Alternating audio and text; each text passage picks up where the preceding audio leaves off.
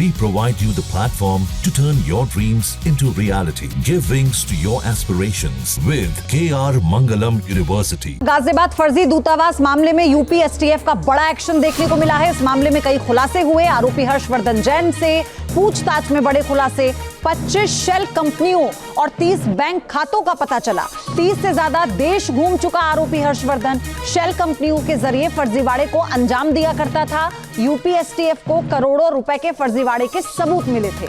तो ये बड़ी खबर इस वक्त आपको बता रहे हैं हम। और सबसे बड़ी बात ये कि इतना बड़ा साम्राज्य आप देखिए, इसके विदेशी स्टिकर वाली गाड़ियां, लग्जरी गाड़ियां इसके पास थी, कई पासपोर्ट इसके पास थे। और ऐसे वो 5 देश जो एग्जिस्ट ही नहीं करते हैं इस पूरे ग्लोब पर, उन देशों के पासपोर्ट भी इसने बनवा रखे थे।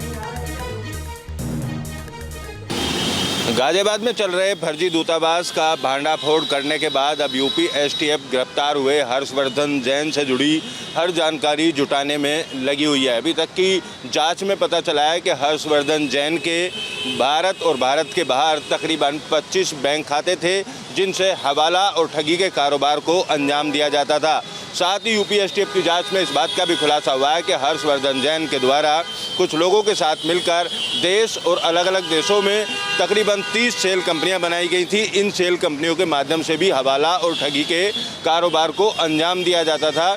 लिहाजा अब इन तमाम जानकारियों को जुटाने के लिए यूपी एसटीएफ की नोएडा यूनिट द्वारा गाजियाबाद कोर्ट में हर्षवर्धन जैन की रिमांड लेने के लिए अपनी तरफ से अपील की जाएगी। और रिमांड लेने के बाद जितने भी खुलासे अब पूछताछ में या उससे मिले दस्तावेजों के आधार पर हुए, उस आधार पर आगे की पूछताछ की जाएगी। 2 आर्म्स डीलर्स के साथ साथ एक और नाम इस पूरे केस में जुड़ता हुआ नज़र आ रहा है। लोगों को कंपनियों के नाम पर लोन दिलाने के ठगी का कारोबार इनके द्वारा किया जाता था और कई करोड़ रुपए की ठगी की गई है।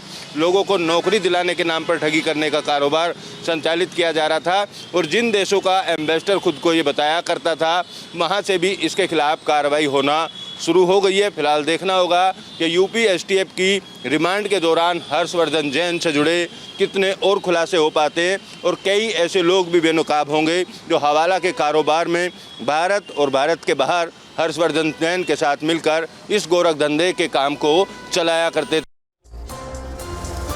तो करोड़ों की ठगी का नेटवर्क ये बेनकाब हुआ है। 25 शेल कंपनियां और 30 बैंक खाते। आप सोचिए कैसे इस पैसे को ये इसकी हेराफेरी कर रहा था और इसी के जरिए इसने अपना जो ये पूरा गोरख धंधा है इसे स्थापित किया और फिर इसे आगे बढ़ा रहा था। जहां भक्ति है हर शब्द में, कथाओं में छुपे हैं दिव्य रहस्य और ज्योतिष देता है जीवन को दिशा। धर्म से जुड़ी हर बातों को जानने के लिए हमारे चैनल स्तुति को सब्सक्राइब करें। चैनल पर जाने के लिए इस लिंक पर क्लिक करें।